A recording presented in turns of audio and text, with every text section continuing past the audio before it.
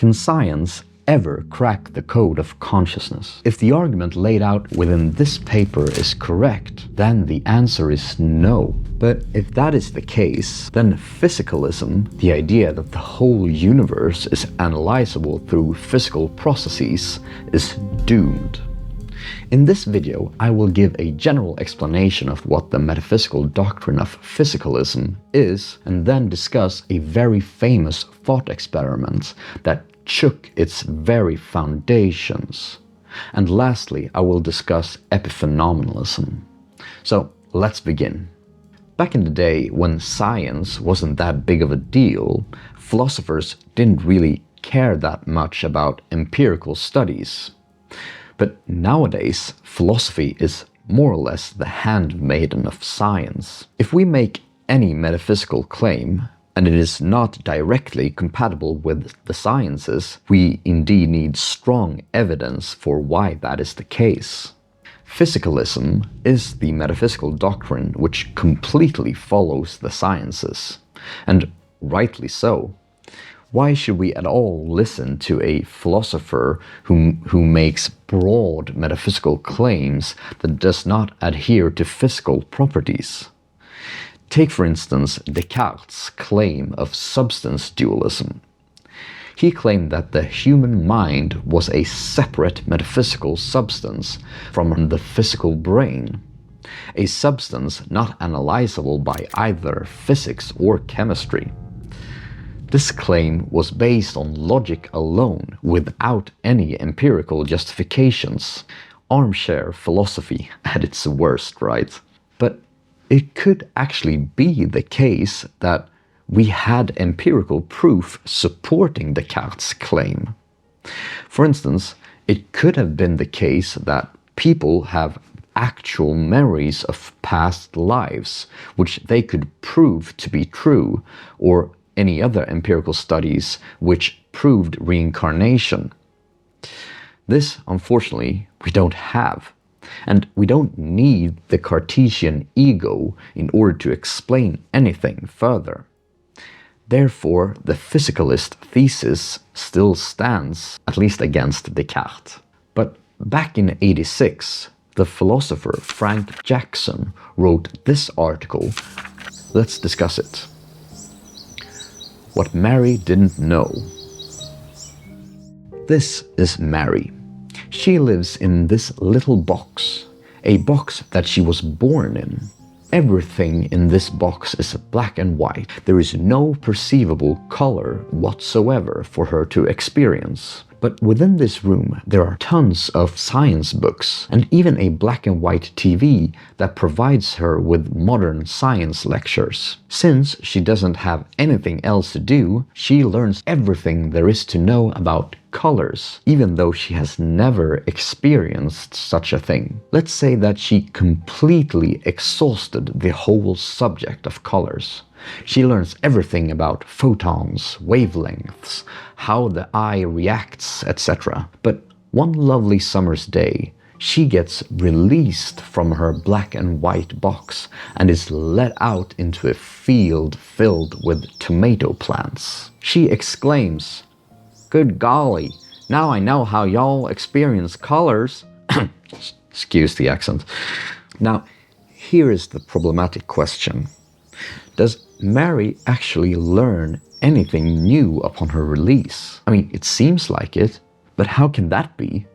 Remember, she possessed all the relevant knowledge about how colors work, all the physical and causal functions, so there shouldn't be anything more here to learn. Here Jackson writes, "If physicalism is true, she knows all there is to know.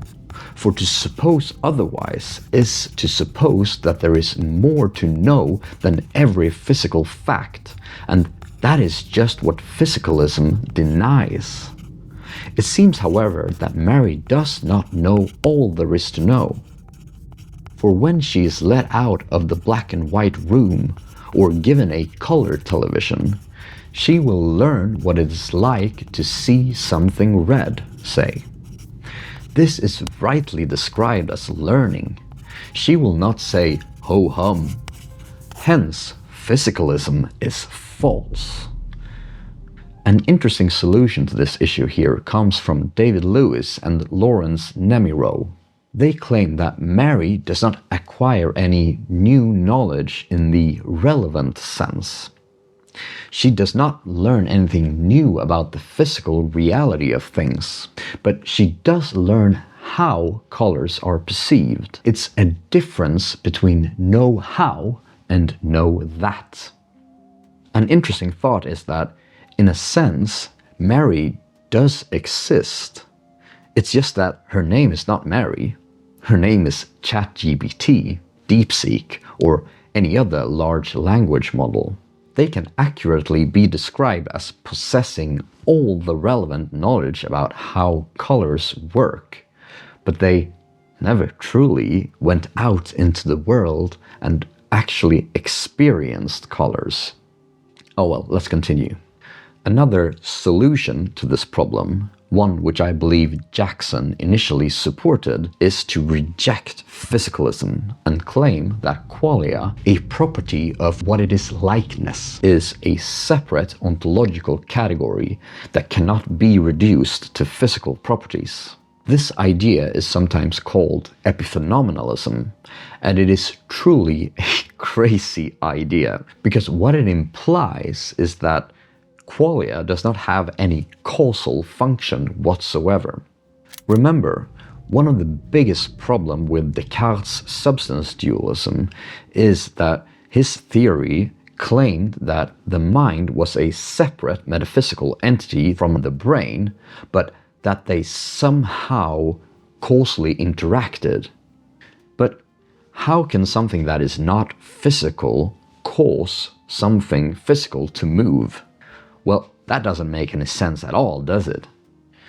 But epiphenomenalism escapes this problem by simply claiming that qualia, even though it's not a physical thing, is causally inert.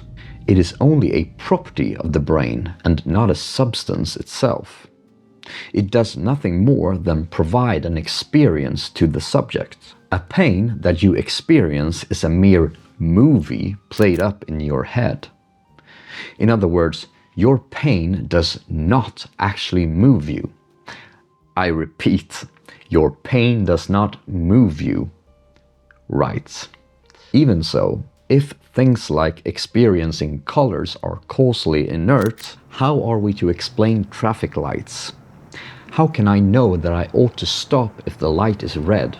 The qualia of red itself cannot cause me to stop if epiphenomenalism is true. So it's almost like Descartes' substance dualism would make more sense here.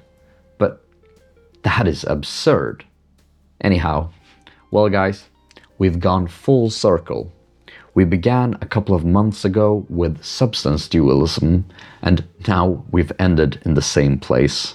Before I end this big series, why is philosophy of mind so important, you might ask? Well, one big reason is due to ethics. Depending upon what the nature of the mind is, can have drastic consequences within our ethical thinking. For instance, if we were to conclude that AI actually possess phenomenal consciousness, which I highly doubt, but then we need to drastically change how we treat it. But if you want to know more about ethics, then I suggest you to check out this playlist here.